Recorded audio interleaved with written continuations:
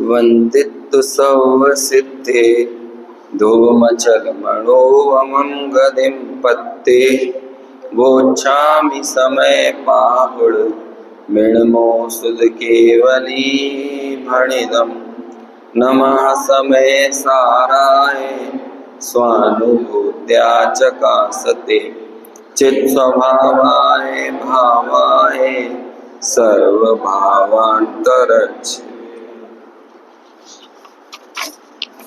समय सार ग्रंथ की 94 और 95 नंबर की गाथाओं पर हमारी चर्चा हुई। भाव भावक भाव और गेय भाव, इनमें भेद ज्ञान ना होने के कारण अज्ञानी जीव इनका कर्ता बनता है। क्रोध को यहाँ पर भाव भावक भाव के प्रतिनिधि के स्थान पर लिया था और 95 नंबर की गाथा में धर्म द्रव्य को ये भाव के प्रतिनिधि के स्थान पर लिया। साथ ही अमृतचंद्र आचार्य ने हमें ये भी निर्देश दिया कि आप क्रोध के नाम को बदलकर मान, माया, लोभ, हास्य, रति, अरति, शोक, भय, जुगुप्सा इत्यादि कर लेना और इस उपदेश से दूसरे अन्य भी सूत्र बना लेना और भी कई विचार हम कर सकते हैं। जब हमने 36 और 37 नंबर की गाथा पढ़ी थी तो हमने कुछ सूत्र देखे भी थे। अनुशीलन में डॉक्टर साहब ने बताया भी है कि कैसे क्रोध के स्थान पर मान को, माया को, लोभ को, इनको रखकर हम इन गाथाओं का विचार कर सकते हैं। कुल मिलाकर कहना ये है कि स्व और पर का भेद ज्ञान ना होने से क्रोध को मैं रूप से अथवा धर्मादि द्रव्य के विकल्प में जो इसकी ममत्व बुद्धि होती है उसको छोड़कर एकमात्र ज्ञान भाव में स्थित होने का ही प्रयास करना चाहिए। कई बार जब हम पर द्रव्य के कर्ता बनते हैं तो उस क्रिया के करने रूप तो कर्ता बनते ही हैं, लेकिन यदि नहीं करना हो तो हम नहीं करने के कर्ता बनते हैं। लेकिन जब कोई चीज़ हमारी है ही नहीं तो उसे नहीं करने की बात कहाँ से आई। जैसे कि हम जब तक इस तत्व ज्ञान से, स्वाध्याय से दूर हैं, बिल्कुल भी समझ नहीं है, तो हमें क्रोध करने के कर्ता बनेंगे। लेकिन यदि हम थोड़ा इसे समझने लगेंगे तो हम यह कहें मैंने आज क्रोध नहीं किया, तो हम वो नहीं करने के कर्ता बनेंगे। लेकिन वो नहीं करने की मान्यता में भी क्रोध संबंधी विकल्प पड़ा हुआ है। अरे जब वो आपके स्वरूप में ही गर्भित नहीं है तो करने और नहीं करने की बात कैसे हो सकती है। लोक में भी ये होता है। जैसे हम किसी से प्रश्न पूछें कि ज़्यादा बोलना, ज़्यादा बहस करना पाप है या मौन रहना पाप है, तो क्या उत्तर दिया जाएगा? तुरंत निकलेगा ना कि भैया मौन रहना कैसे पाप हो सकता है। लेकिन आप कई बार देखिए, सास बहू की लड़ाई हो जाए तो 20-20 दिन तक मौन रहती है एक दूसरे के साथ है ना, बात ही नहीं कर रहे। तो वो लोग मौन रहना उनके लिए पुण्य या धर्म हो गया कि नहीं? जब वो बकबक कर रही होती हैं तब भी वो पाप में ही है, और जब बकबक करके थक जाएं और मौन हो जाएं तो उसके बाद भी क्या होता है? तब भी वो पाप परिणति विद्यमान है ना। फिर कई बार कुछ ऐसे प्रसंग हो जाएं कि फलाने ने ऐसा क्यों कर लिया, तो दूसरा तुरंत उत्तर देता है हमें क्या मालूम, हमें तो कुछ लेना देना ही नहीं है उनसे, हमने तो 1 महीने से बात नहीं की। मतलब हम उस संबंधी जो भी विकार है तो हम उससे अपना पल्ला झाड़ने की कोशिश करते हैं। हम तो बात ही नहीं करते, हम तो मतलब ही नहीं रखते। अरे तुम मतलब रखते हो तभी बात नहीं करते, समझ में आया ना? नहीं तो हम अनजाने लोगों के साथ थोड़ी ऐसे मौन हो जाते हैं। लेकिन जो हमारा निकटतम भाई हो, मित्र हो, साथी हो, कलीग हो, हम उसके प्रति इस तरह की निष्प्रहता दिखाने की झूठी कोशिश करते हैं, लेकिन वो तो झूठ है साक्षात। ऐसे ही अज्ञानी अनंतानुबंधी के उदय में जिस काल में क्रोध का अकर्ता बन दिखने की कोशिश कर रहा है ना, तब भी उसे क्रोध संबंधी विकल्प पड़ा हुआ है ना। हमें तो ज्यादा अभिमान नहीं है, हमें कोई पूछे या ना पूछे हमें कोई फर्क नहीं पड़ता, ठीक है ना। हम फलाने कार्यक्रम में गए थे, सबको स्टेज पे बुला के माला पहनाई, हमें नहीं पहनाई, हमें लेकिन कोई दिक्कत नहीं हुई। लेकिन तुम्हें याद है ना ये बात, याद है ना ये कि तभी तो ये इस बात का जिक्र कर रहे हो कि तुम्हें माला नहीं पहनाई, और तुम्हें 10 साल बाद भी याद रहेगी। तो इससे पता चलता है कि तुम मानी नहीं होने के भी झूठा दिखावा कर रहे हो, और यदि उसके कर्ता नहीं बनते तो उस संबंधी विकल्प ही नहीं खड़ा होता।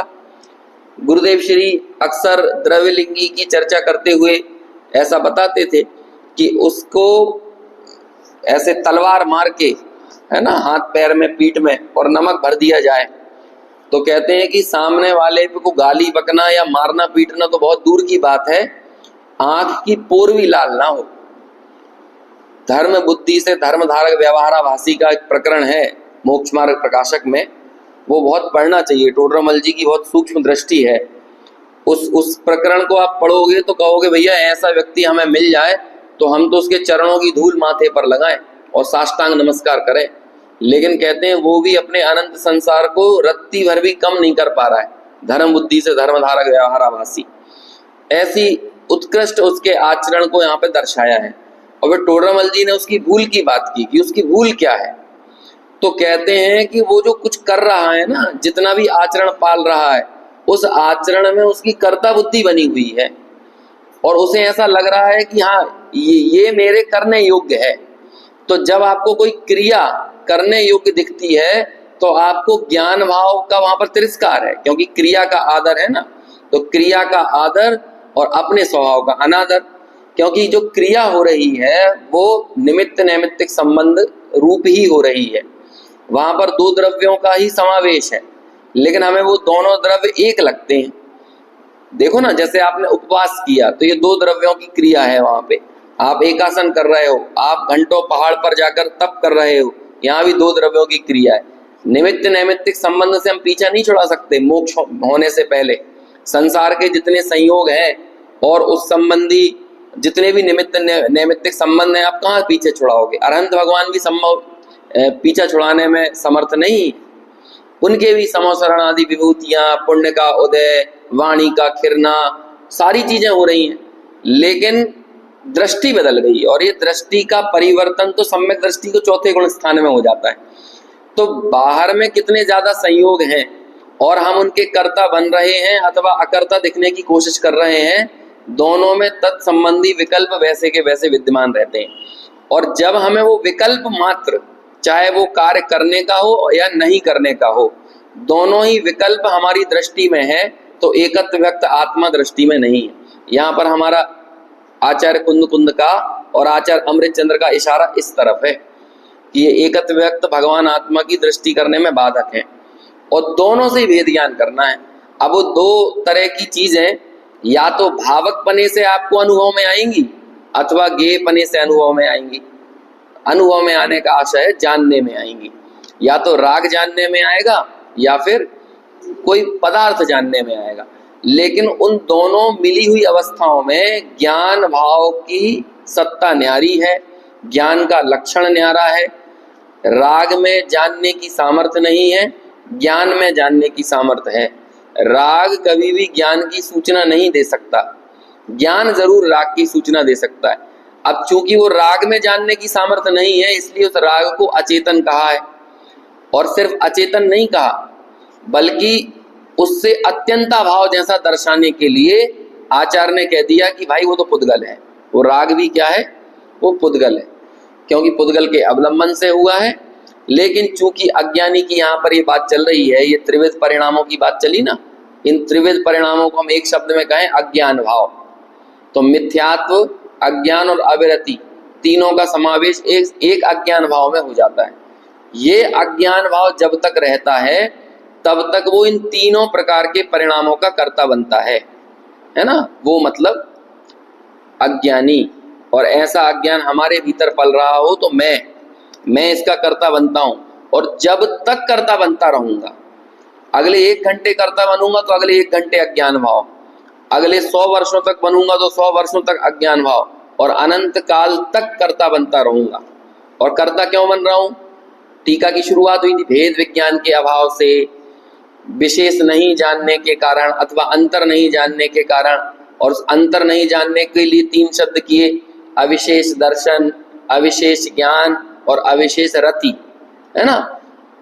एक में एक पूर्व में उदाहरण आया था कि हाथी जैसे भूसे को और अनाज को एक जैसा समझकर खाता है।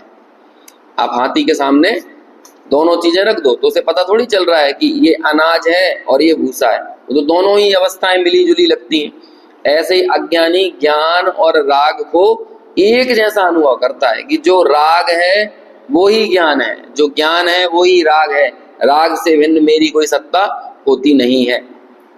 और ऐसी राग भाव में ममत्व बुद्धि, कर्तृत्व बुद्धि जब तक रहेगी तब तक अज्ञान रहेगा, और जब तक अज्ञान रहेगा तब तक कर्मों का बंध होता रहेगा। कर्मों से के आश्रय से निवृत्ति का उपाय इस भेद ज्ञान की धारा को प्रज्वलित करना ही है। यदि वो भेद ज्ञान नहीं है, जाग रहा है, तो ना तो अज्ञान भाव जाएगा, और अज्ञान भाव नहीं जाएगा तो कर्म का बंध भी जाने वाला नहीं है। तो ऐसे इस मंद बुद्धि की यहाँ पर बात चल रही है ना। अब वो मंद बुद्धि 96 नंबर की गाथा में आचार्य कुंद कुंद साफ शब्दों में कहते हैं कि तेरा ये अज्ञान भाव तेरे मंद बुद्धि पने की निशानी है। चलो वो गाथा पढ़ते हैं। यही आचार्य हमें भगवान भी कहते हैं और यही आचार्य हमें मंद बुद्धि भी कहते हैं, है ना। लेकिन दोनों ही स्थितियों में वो हमारी दृष्टि एकत्व भगवान आत्मा की ओर ले जाने का प्रयास कर रहे हैं। कभी ताड़ना देते हैं और कभी प्रेरणा देते हैं, कभी भगवान कहते हैं, राजा बेटा कहते हैं, और कभी ढोर कह देते हैं, है ना। ऐसा माँ भी करती है अपने बच्चों के साथ, कभी ढोर कह के पिटाई करती है और कभी राजा बेटा कह के उसे पुचकारती भी है। दोनों ही चीजें होती हैं कि नहीं। ऐसे ही हमारे आचार्यों का वात्सल्य है। देखो इसकी उत्थानी का 172 नंबर के पेज पर, ततः स्थितम कर्तृत्व मूलम अज्ञानम, यानी इसलिए कर्तृत्व का मूल अज्ञान सिद्ध हुआ। जितना जितना कर्तृत्व भाव उतना उतना अज्ञान भाव, जितना जितना अज्ञान भाव उतना उतना कर्तृत्व भाव। ये उन्होंने सिद्ध कर दिया पिछले प्रकरणों से, और खास तौर से पिछली 4 गाथाओं से। जो गाथा हमने पढ़ी ना 92, 93, 94 और 95 नंबर की, जिसमें 92 और 93 नंबर की गाथा तो मोक्ष मार्ग और संसार मार्ग की साफ साफ उद्घोषणा है, एकदम स्पष्ट शब्द में। कितना साफ कहा था कि तुम्हारा अज्ञान भाव कितना, कि मैं परद्रव्य का करता और परद्रव्य मेरा करता, इतना अज्ञान भाव। और जिसके ये अज्ञान भाव है वो ही कर्म का कारक होता है, और जिसके ये अज्ञान भाव नहीं है वो कर्म का अकारक होता है। तो ऐसे इस पूरे प्रकरण से हम ये समझ रहे हैं। अब ये 96 नंबर की गाथा में इस पूरे प्रकरण का उपसंहार हो जाएगा। 89 नंबर की गाथा से शुरू हुआ था, है ना। छोटे छोटे से प्रकरण को लेते हुए पूरा एक अधिकार बनता है। यद्यपि हर एक प्रकरण और हर एक गाथा अगले प्रकरणों से, अगली गाथाओं से जुड़ी हुई है, बंधी हुई है। अब चूंकि हम इस पूरे प्रकरण का क्रमबद्ध स्वाध्याय कर रहे हैं ना, तो हर एक क्रम में आने वाली चर्चाओं के अगली चर्चा से के बीज पिछली चर्चाओं में छुपे हुए रहते हैं। तो जैसा एक दिन आपसे कहा था ना कि अगले अगले प्रकरण में जाकर हो सकता है अभी की बातों के पत्ते खुलेंगे। तो हमें बहुत धैर्य के साथ इन सारी चीजों को सुनते समझते हुए चलना चाहिए। तो अब एक तरह से सिद्ध कर दे रहे हैं कि अज्ञान भाव मतलब क्या, कर्ता भाव ही अज्ञान भाव है। आपसे कहा था कि ये कर्ता कर्म अधिकार मतलब काम रोको प्रस्ताव, क्योंकि मूल सिलेबस समय सार का तो क्या है, जीव जीव पुण्य पाप, आश्रव संवर निर्जरा बंध और मोक्ष। लेकिन आचार्य को लगा कि पुण्य पाप का एकत्व बताने से पहले आपके लिए क्या जरूरी है, कर्ता कर्म के अज्ञान को बताना। और कर्ता कर्म की बुद्धि इस पूरे समय सार की सबसे बड़ी चुनौती है। इसलिए ये इतना जरूरी है क्योंकि आधे से ज्यादा समय सार, है ना, 68 नंबर से 144 तक तो कर्ता कर्म है ही, बाद में 308 से 415 तक सर्व विशुद्ध ज्ञान अधिकार इसी की सप्लीमेंट्री है, पूरक है वो इसी का। तो कितने हो गए टोटल, लगभग 200 गाथाएं, और फिर लगभग 25-30 गाथाएं बंद अधिकार की पूरी गाथाएं, वो भी कर्तृत्व बुद्धि संबंधी ही है। मैं मारता हूं, मैं बचाता हूं, मैं सुखी करता हूं, मैं दुखी करता हूं, ये सारी मान्यताएं अज्ञान है, ऐसा बंद अधिकार में कहेंगे। और हमें बंद अधिकार में तो क्या सुनने को मिलना चाहिए कि प्रकृति बंध क्या होता है, प्रदेश बंध क्या है, स्थिति बंध क्या है, अनुभाग बंध क्या है, ये कुछ नहीं बताएंगे, चर्चा ही नहीं करेंगे इनकी। बंद अधिकार की चर्चा चल रही है तो कहते हैं बंद मतलब ये तुम्हारा परद्रव्य का कर्ता बुद्धि है ना, यही बंद है, और इस कर्ता बुद्धि का जाना ही मोक्ष है। बस मोक्ष अधिकार में फिर ये कहने लगेंगे है ना, कि प्रतिक्रमण, प्रतिसरण, प्रति, ये सब है ना, प्रत्याख्यान आदि 8 चीजों को लिया वहां पे, इन्हें मैं करता हूं, तो ये अज्ञान है। ये इसे कहा विषकुंभ। और मैं प्रतिक्रमण, प्रतिसरण, प्रत्याख्यान आदि का करता नहीं हूं ऐसी दृष्टि का नाम क्या है? ये अमृत कुंभ है। अब बोलो यहां भी कर्ता कर्म की गंध आ रही है कि नहीं? कर्ता कर्म की मिथ्या भ्रांति को तोड़ने के ही संबंध में आचार्य हमें उपदेश दे रहे हैं। तो इसलिए बहुत बड़ी चुनौती है, निरंतर इस कर्तृत्व बुद्धि पर प्रहार पड़े तब जाकर ये कर्तृत्व की मान्यता जाएगी तो क्या, पहले तो ढीली पड़ेगी, और नहीं तो क्या, आप चारों तरफ अब आपने देख लो, अपने रिश्तेदारों को, नातेदारों को, टेलीविजन को, अखबारों को, सब जगह सिर्फ एक ही ऐसी चीखें उठ रही हैं, मैंने किया, मैं करने वाला, मैं, है ना। गुरुदेव कहते थे कि ये तेरी मैं करने की वृत्ति तुझे बकरी के पेट में लेके चली जाएगी, और फिर बाद में मैं करना पैदा होने के बाद। तो यही सब जगह चल रहा है। मैंने आपको समझा दिया, मैंने आपको मेरी व्याख्यानों में ये बात आ गई, तो ये देखो कितना चल रहा है। वो मेरे को सुनने वाले हैं, ये मेरे श्रोता हैं, ये मेरे वक्ता हैं, हम इनकी सभा के श्रोता हैं। कितना मैं चल रहा है। आप सर्वत्र चलो, धर्म क्षेत्र में आने के बाद भी मैंने ये तीर्थ बना दिया, मैं ऐसी क्रिया का करने वाला हूँ, मेरे इतने उपवास हैं, मैं 16 कारण व्रत करता हूँ, मैं 10 लक्षण का। धर्म क्षेत्र में आने पर भी मैं नहीं जाता है, बस मैं का अवलंबन बदल जाता है। पहले मेरी दुकान, मेरा घर, मेरी संपत्ति, मेरा पैसा, ये कर रहा था। अब यहाँ पे मेरा व्रत, मेरा उपास, मेरा श्रोता, मेरा वक्ता, मेरा इतना क्षयोपशम ज्ञान, मैं इतना जानने वाला। तो बोलो ये जा रहा है कि नहीं? चाहे क्षयोपशम ज्ञान में मैं पना हो। कल या परसों एक वाक्य सुना पंडित जी का, अपने रविंद्र जी पंडित जी का। वो कहते हैं दीन व्यक्ति का अपमान, वो क्या, दरिद्र का अपमान धन का मान है। यदि आपके अंदर दरिद्र के प्रति अपमान की दृष्टि है ना, तो इससे क्या पता चलता है कि आपको धन का मद है ना, यही तो धन का मद हुआ। फिर मैंने सोचा कि इस चीज को तो और आगे बढ़ा सकते हैं। जैसे किसी को कम क्षयोपशम ज्ञान है, उसके प्रति हमारे मन में हीनता का भाव पड़ा हुआ है, तो ये कौन सा मान है? ये ज्ञान का मद हो गया ना। यदि कोई थोड़ा सा 4 बातें कम जान रहा है, अरे हम जितना भी जान रहे हैं, हम उपयोग को उपयोग में स्थित करने के लिए जाने, तो वो ज्ञान की, वाकई में ज्ञान का ज्ञानत्व है। इस समय सार की भाषा में बोले तो, जो हमने पिछली टीका में पढ़ा था। और यदि इसके अलावा हम जो कुछ कर रहे हैं वो अज्ञानत्व प्रकट कर रहे हैं। और आगे बढ़ो, मैं थोड़ा सा व्रत नियम आदि करता हूं, तो मैं अपने आप को विशेष समझने लगा, और जो वो नहीं कर रहा वो हमारे दिमाग कैसा लगता है, इनके अंदर इतना भी करने का भाव नहीं आता है, ये कैसे जैन है, लगता तो है ना, आ ही जाता। अपने अंदर थोड़ा सा वेटेज दे देते हैं 2-4 क्रियाओं के जरिए, लेकिन वो संपूर्ण क्रियाएं, पूर्व में भी कई बार ये बात आई कि संपूर्ण चरणानुयोग एक ही काम के लिए है, हमारी उपयोग की बर्बादी रुकना चाहिए। और हम चरणानुयोग का पालन करके उपयोग उन लोगों में लगा रहे हैं कि जो फलानी क्रिया नहीं पालते, वो ऐसा नहीं करते, वैसा नहीं। ये क्या, ये भी तो उपयोग का दुरुपयोग हो रहा है। उपयोग संग्रहित तो होकर उपयोग में लगना चाहिए। जैसे दूरबीन से हम सूक्ष्म किरणों को पकड़ लेते हैं ना, सूरज की, और फिर वो पूरा दूरबीन में इतना बड़ा दूरबीन हो, उसने सारी किरणों को अपने में लिया और फिर बाद में संग्रहित करके एक जगह अटैक करता है। दूरबीन से आपने देखा होगा। और जब वो अटैक करता है एक बनाकर उन सब किरणों को, तो पन्ने को जला देता है, लकड़ी को जला दे, और जितना ज्यादा संग्रहण होगा वो उतना ज्यादा पावरफुल हो जाएगा। स्किन को जला सकता है वो, और ज्यादा संग्रह करने की सामर्थ्य हो ना तो इन दीवालों को जला दे। आजकल ऐसा प्रयोग होते भी हैं।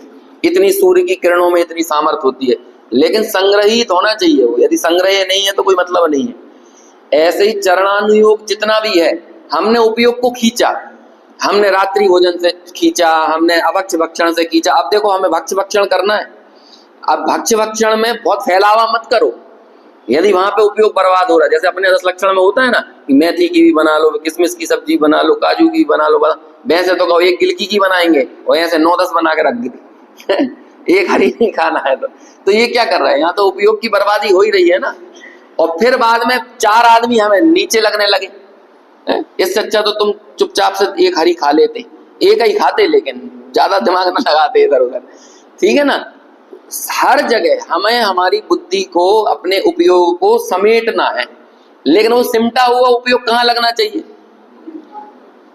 इसलिए कहते हैं कि भूमिका के नीचे यदि उच्च लेवल का चारित्र आप पालते चले जाओगे ना, उल्टे, आपका नीचे का घड़ा उल्टा हो और ऊपर फिर उसके विपरीत दिशा का घड़ा रखने लगो, तो वो कभी टिकने वाले नहीं है।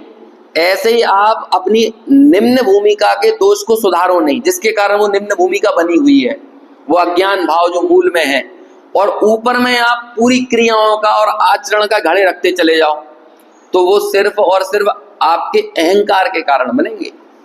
हमें सोचना तो चाहिए, रिद्धि का मद क्यों दिया, तप का मद, रिद्धि का मद, ये सब क्यों डाले, ये किन के लिए डाले होंगे, कि वो ये कि निम्न भूमिका वाला व्यक्ति जब उच्च रिद्धियों को या तप आदि को पालने लगता है और उस तप के प्रताप से कुछ प्रकट भी हो जाता है। कई हम देखते हैं ये तो कुतप करने वाले लोगों को, पंचाग्नि आदि तप करने वालों को भी कुछ रिद्धियां प्रकट हो जाती हैं, लेकिन उसके बल पर वो दूसरे को बिल्कुल निम्नतर समझने लगता है। लेकिन आपका संपूर्ण चारित्र, आपका तप, आपकी रिद्धियां एकमात्र काम के लिए थी कि उपयोग में ठहरे, नहीं तो कर्तृत्व भाव का जहर उतरने वाला नहीं है। और इसलिए ये कर्तृत्व भाव का जहर जहां तक भी है, वो घर में रहते हुए भी हो सकता है और वो वनखंड आदि में जाने के बाद भी हो सकता है, और होता ही है। आप पहले यहाँ पर हो सकता है कि एक मकान बनाते, लेकिन आप वनखंड आदि में चले गए और अहंकार दूर नहीं हुआ तो आपने बहुत बड़ा तीर्थ बना दिया। तो अभी बोलो, आरंभ की जो आरंभ परिसीमित होना चाहिए कि और बढ़ना चाहिए था, वो तो सीमित होना चाहिए। अब आपको और विकल्प है, यहाँ पे तो आपको इतना ही देखना था कि आपका एक मकान है, एक दुकान है, लेकिन अब यहाँ पर आपके 2, 4, 6, 8, 10 तीर्थों की यदि निर्माण होते चले जाए तो सबके विकल्प दिमाग में रहते हैं कि नहीं, और फिर कितनी कितनी कर्ता बुद्धि रहती है। जवान मत देखो कि लोग मुंह से क्या बोल रहे हैं, जुबान से तो बहुत अच्छे ही बोलेंगे, निष्प्रय बोलेंगे, हमें कोई विकल्प नहीं है, हमें कोई विकल्प नहीं है। अरे यदि विकल्प नहीं होते तो इन सब कार्यों में प्रवर्तने की चेष्टा नहीं होती, और उच्च भूमिका में जाने के बाद तो कदाचित नहीं होती। ये तो निम्नतर भूमिकाओं के कार्य हो सकते हैं ना। तो ऐसा क्यों हुआ कि ये कर्तृत्व संबंधी अज्ञान गया नहीं, और हम जहां कहीं भी गए उस कर्तृत्व को लेकर चले गए, और जब वो कर्तृत्व को लेकर गए तो वही का वही पूरा आरंभ, परिग्रह, बदले हुए स्वरूप में हमें उन जंगलों में दिखाई देने लगता है। इसलिए आचार्य प्रथम में प्रथम जिसके कारण हमारी भूमिका जघन्य है, उस जघन्य भूमिका का कारण जो अज्ञान भाव है उसे दूर करने के लिए यहाँ पर सारी दम लगा रहे हैं। और कंक्लूसिव स्टेटमेंट आ रहा है, अब उपसंहार कर रहे हैं इस प्रकरण का जो चर्चा चल रही थी 89 गाथा से। क्या कहा कि कर्तृत्व ही अज्ञान का मूल है। यदि हम इस प्राकृत को पढ़े ना, वो संस्कृत को पढ़े ऊपर, तो इतनी सी लाइन है, ततः स्थितम कर्तृत्व मूलम अज्ञानम।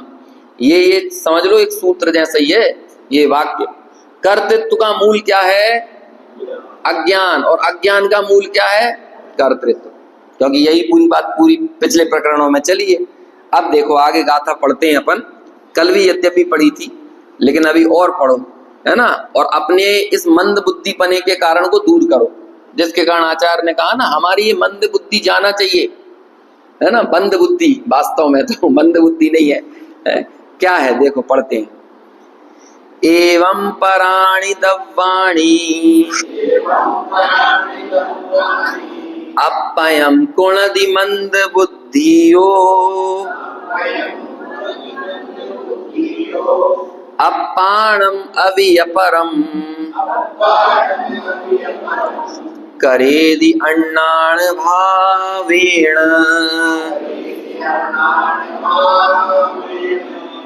यह मंद बुद्धि जीवयों पर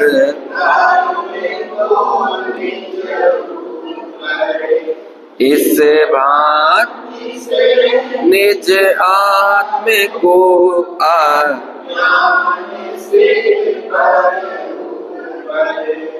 देखो क्या कहते हैं, ये मंद बुद्धि हो पुणदी, मंद बुद्धि करता है, क्या करता है? एवं पराणी दव्वाणी, इस प्रकार पर द्रव्य को। अब इस प्रकार को हमें पिछली गाथाओं से ले लेना है। किस प्रकार?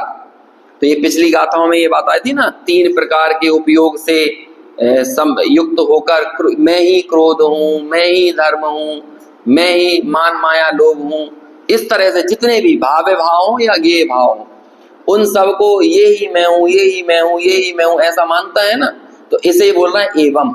इस प्रकार से पराणी दब्बाणी पर द्रव्य को अपयम क्या करता है, ये मेरे हैं या मैं ये हूं, अपयम गुणदी अपना बनाता है।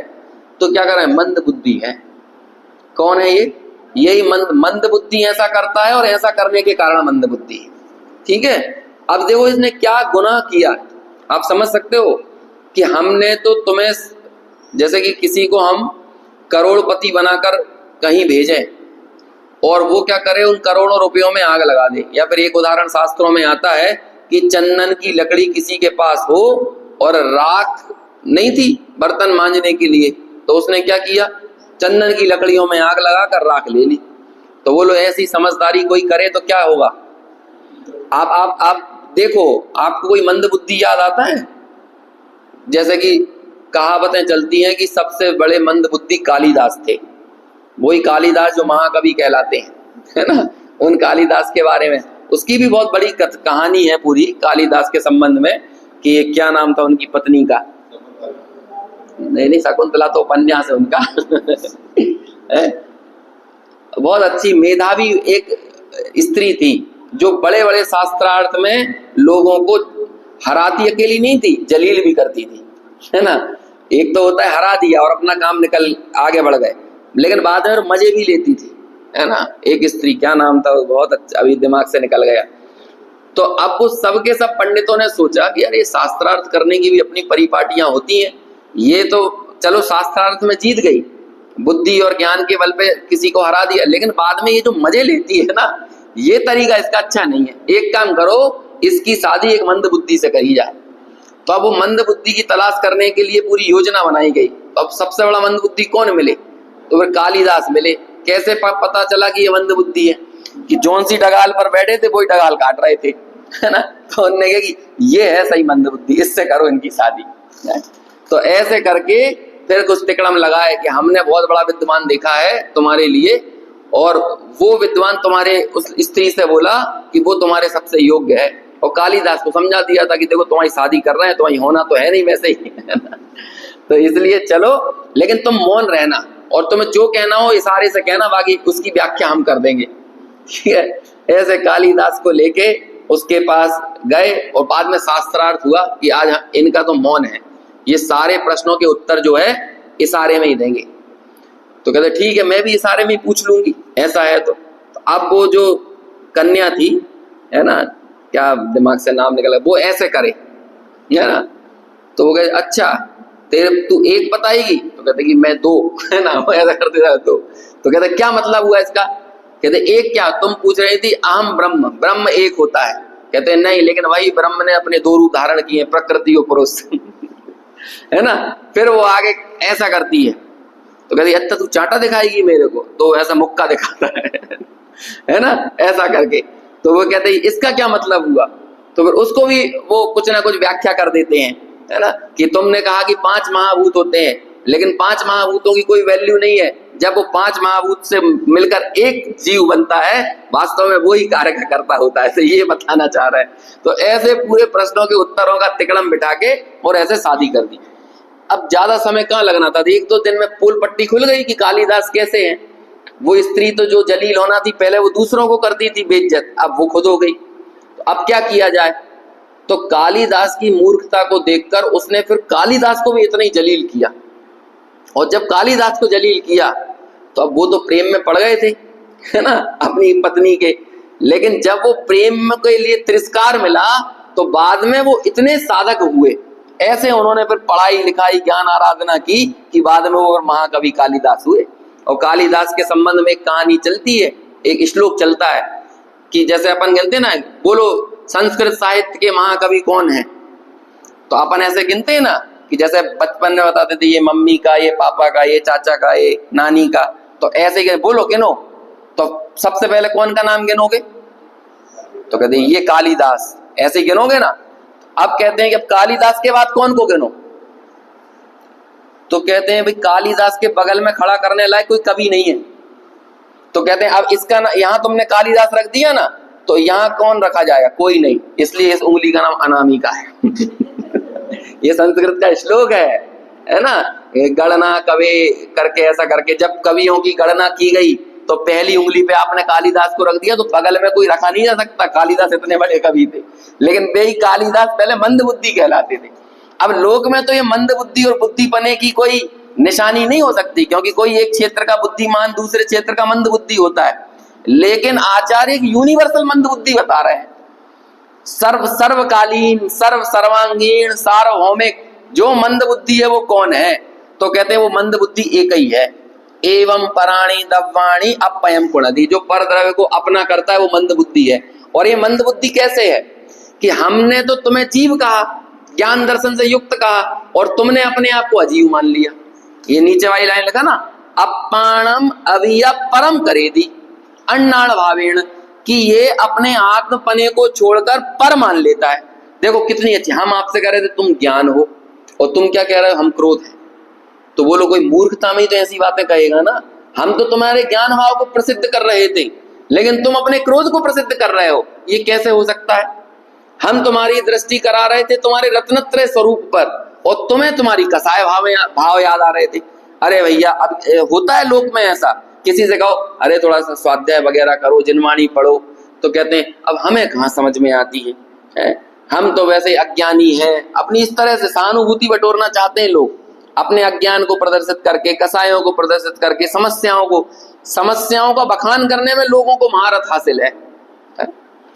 और कई लोग वास्तव में ऐसे होते हैं, समस्याएं जीवन में होने पर भी सब बढ़िया है ना, समस्याओं के ऊपर उनकी दृष्टि नहीं होती। हमारे ऑफिस में कई बार ऐसा होता है कि कुछ दिक्कत नहीं है, लेकिन कभी कोई परेशानी बताना हो, नहीं आने की, विलंब से आने की, तो इतनी सारी समस्याएं गिना देते हैं कि सामने वाले को ये लगता है यार इतनी समस्याओं को पार करके तुम आ कैसे गए यहाँ पे। तो इतनी समस्याएं जीवन में पड़ी हुई है। तो मतलब इससे भी व्यक्ति एक वेटेज लेना चाहता है कि देखो हमारे जीवन में इतनी दिक्कतें हैं, समस्याएं। ये ज्यादा संघर्षों का जो बखान करते हैं ना, ये बहुत गहरा अहंकार छुपा हुआ है लोगों के चित्त में, क्योंकि आप संघर्षों की चर्चा करके अपनी सफलता को बड़ा बनाना चाहते हो, बाकी और कुछ नहीं है। जैसे कि टूटे टांग वाला व्यक्ति यदि स्विमिंग का कंपटीशन जीतेगा तो उसकी वैल्यू ज्यादा होगी ना, और जिसके हाथ पैर सब बढ़िया हो वो कंपटीशन जीते तो उसकी क्या वैल्यू? तो वो टूटी टांग का भी रस लिया जाता है, समझ में आया? हाथ पैर अच्छे हो इसका तो अहंकार होता ही है, लेकिन टूटी टांग से भी व्यक्ति अपना एक सफलता का आनंद जीना चाहता है, सफलता को बड़ा करके दिखाना चाहता है, और इसमें भी बहुत गहराई में छुपा हुआ अहंकार पड़ा हुआ है। ये सब मंद बुद्धिपने के निशाने हैं। तुम अपनी सफलता को बड़ा करके दिखाओ, चाहे संघर्षों को बड़ा करके दिखाओ, क्योंकि दोनों ही स्थितियों में ज्ञान भाव का अनादर है और परद्रव्य का आदर है। हम तुम्हें ज्ञान दर्शन से परिपूर्ण बता रहे थे, और तुमने परद्रव्य को इतना हाईलाइट किया कि तुम्हें अपना स्वरूप बड़ा नहीं दिखा, बल्कि कौन बड़ा दिख गया? बस वही परद्रव्य बड़ा दिखा। यहाँ अपाणम अविया परम करेदी, आत्मा को पर कर देता है। कितने आश्चर्य की बात है। हम तुम्हें कह रहे थे कि तुम चैतन्य हो, और तुम कह रहे हो कि नहीं ये कार मेरी और ये कार मैं। अब कार मेरी कहने में कार मैं ये भी पड़ा हुआ है, क्योंकि जब वो गाड़ी सिर्फ मेरी नहीं लग रही है, गाड़ी पे स्क्रैच आता है तो लगता है दिल पे स्क्रैच आया है ना। नई गाड़ी तो छोड़ो, नया कुर्ता ले लिया जाए, नई साड़ी ले ली जाए तो लगता है कि नहीं ये साड़ी मैं ही हो गया हूं। पहले भी एक आध बार शायद आपके बीच में चर्चा चली होगी, साल डेढ़ साल पहले, है ना। अपने पद्म पुर मल्लारी देव की एक पंक्ति है, मुनिराज कैसे होते हैं? इंद्रियों के विस्तार से रहित देह ही जिनका परिग्रह है। देह तो है मुनिराजों के, लेकिन कोई इंद्रिय का विस्तार नहीं है। आप जरा विचार करो, जिस देह में इंद्रियों का विस्तार ना हो उस देह की कोई वैल्यू है? जैसे आपकी आंखें हो और दिखाना बंद कर दें, तो ऐसी आंखें चाहोगे? जिह्वा तो है लेकिन रस नहीं आ रहा। कोरोना में भगते फिरे थे कि नहीं? अरे ऐसी कोई जवान होती है, खा रहे हैं, शक्कर लग रही है, नीम, है ना, ऐसी जिह्वा होती है। इसका विस्तार होना चाहिए ना, कुछ विस्तार मतलब एक्सटेंडेड होके ये सारी चीजों को ग्रहण करने लगे। जितना ज्यादा ये ग्रहण करे उतनी ज्यादा सामर्थ्यशील। हमें लगता है कि जितना ज्यादा दूर का दिखेगा उतनी अच्छी आंखें। जितना ज्यादा कान सुनाई देगा, है ना, अब ये कान सबसे ज्यादा एक ही चीज सुनते हैं, निंदा है ना, निंदा सुनना हो, अपनी बुराई चल रही हो तो दूर भी चल रही हो ना कहीं तो सुनाई दे जाती थी, है? और कोई काम करने का बोलो तो सुनाई नहीं देता है? हमारी एक मतलब रिलेटिव ही थी दादी, तो वो उनके साथ यही था, उन्हें कोई भी बोलो तो बस वो ऐसे ही बोलती थी, का क्या हुआ क्या हुआ। लेकिन यदि अगल बगल में यदि कहीं कोई उनके बारे में बुरा बोल रहा हो फुसफुसा के, तो भी उन्हें सुनाई दे जाता था। तो ऐसे ऐसे कानों के विस्तार चाहिए कि नहीं। लेकिन मुनि राजों के लिए संज्ञा थी कि उनकी इंद्रियां तो हैं लेकिन इंद्रियों का विस्तार नहीं है। बोलो, आंखें हैं लेकिन आंखों से कुछ देखना चाहते हैं, कान है कानों से कुछ सुनना चाहते हैं कि गीत संगीत मिले, भोजन में जिह्वा है लेकिन जिह्वा से कुछ ग्रहण करने का भाव है कि खारा मिले कि मीठा मिले कि नमकीन मिले, ऐसा कोई विस्तार नहीं है। अब बोलो, जिन इंद्रियों में विस्तार नहीं हो वो देह तो साक्षात मुर्दावत हो गई, क्योंकि देह की कद्र हम कर ही इसलिए रहे थे क्योंकि उनका विस्तार था। जब विस्तार चला गया तो क्या हुआ, कुछ नहीं। अब इसी के विपरीत एक बात एक और वैज्ञानिक हुआ, मार्शल मैकलुहान, उसने ऐसा कहा, media is a extension of our senses, कि जितनी भी चीजें दुनिया में दिख रही हैं ये हमारी इंद्रियों का विस्तार है। जैसे ये कपड़े हैं ना, ये त्वचा का विस्तार है, ये हेलीकॉप्टर, हवाई जहाज, नई मोटर गाड़ी, ये सब हमारे पैरों का विस्तार है, ये गीत संगीत के वाद्य यंत्र ये हमारे कानों का विस्तार है, ये टेलीविजन मोबाइल ये आंखों का विस्तार है, ये सब काय का विस्तार है। ये नवीन नवीन चीजें निरंतर क्रिएट हो रही, नया कंटेंट, ये हमारे मन का विस्तार है। और क्या है, यदि इंद्रियों की डिमांड खत्म हो जाए तो इतनी सारी ये विषय भोगों की सप्लाई चलेगी कि नहीं। तो डिमांड कहां से हो रही है और कितनी डिमांड हो रही है। एक ऐसा कोई डाटा आया था, पर डे कितनी 3 लाख कितनी रील बन रही है, रील 3 लाख से ज्यादा ही होगी, मैं तो कम बोल रहा हूं, है ना, इतनी रील बन रही है हर दिन। अब वो लोग कहां से बन रही है, और कुछ भी कर रहा है आदमी, कुछ भी उल्टी सीधी हरकतें वो ही देख रहे हैं, लोग देख रहे हैं, कुछ की कुछ बातें कर रहे हैं, कुछ की कुछ क्रियाएं कर रहे हैं। अब मैं नहाने जा रहा हूं, अब मैं ऐसा कर रहा हूं, अब मैं गाड़ी निकाल ली है मैंने, फिर लड़ाई करने लगते हैं, फिर उल्टी सीधी भाषा में बात करने लगते हैं। बड़ा आश्चर्य होता है, उन चीजों को लोग देख रहे हैं। कई बार अपने घर में बच्चों को देखता हूं, देखो इनका आकर्षण किस तरफ पड़ा हुआ है। अब ऐसा आकर्षण पड़ा हुआ हो तो आने वाली पीढ़ी के लिए समय सार कितना ज्यादा वितृष्णा का विषय हो जाएगा। हमारी गेयों की मग्नता भी कितनी बुरी हो गई है।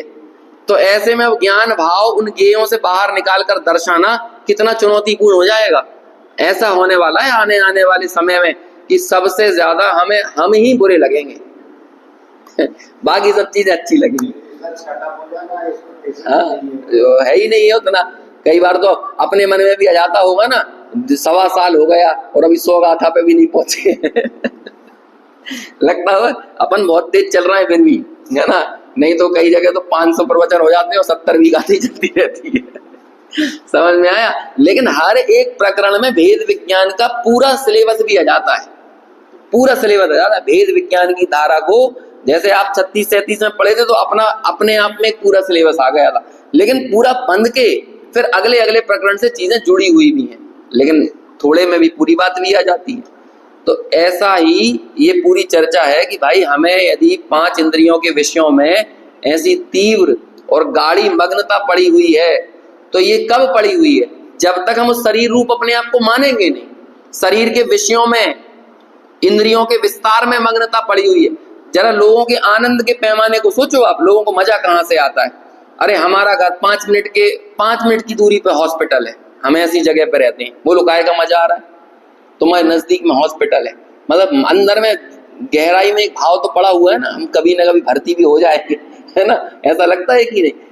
कितना मायाचारी का स्वरूप देखना आप लोगों की, कि अपने पास यदि विक्स या बाम रखे हों और कोई मांग ले तो उससे बोले भाई थोड़ा यूज करना, है ना, है थोड़ा ही लेना, या फिर बोल ना भी पा रहे हो तो मन में तो लगता है ना कि ज्यादा मत यूज कर लेना, क्यों, हमें जरूरत पड़ेगी तो हम यूज करेंगे ना। मतलब वो सोच रहा है कि मेरा भी सर दुखे, है ना, मेरे को भी जुकाम हो, मेरे पास यदि पैरासिटामोल पड़ी हुई है तो वो मेरे भी काम आए, तभी तो हमें दूसरे को देने के प्रति ऐसा लगता है कि नहीं। सब जगह देखो आनंद का पैमाना, परिग्रह का पैमाना किस तरह से रहता है। हमारे घर के पास में ही मॉल खुल गया है, हमारे घर के पास सिनेमा हॉल खुल गया है, अब देखो इनसे पैमाना बन रहा है। बैंक पास में है, क्या कहते हैं, यहाँ बैंक तो नीचे ही है है, ऊपर ज्ञान धन है और ऊपर नीचे जगत का धन है जो जगत का धन चलता है ना। तो वही चीज है कि नहीं। लेकिन हमारे आनंद का पैमाना किस चीज से जुड़ा हुआ है, हमें ये सोचने की बहुत जरूरत है। कितना ज्यादा घूमना फिरना, विषय भोग सेवन, है ना, पार्क बगल में है, मॉल बगल में है, वाटर पार्क बगल में है, ये सारी चीजें हमें कितनी ज्यादा जीवन में हाईलाइट करते हैं।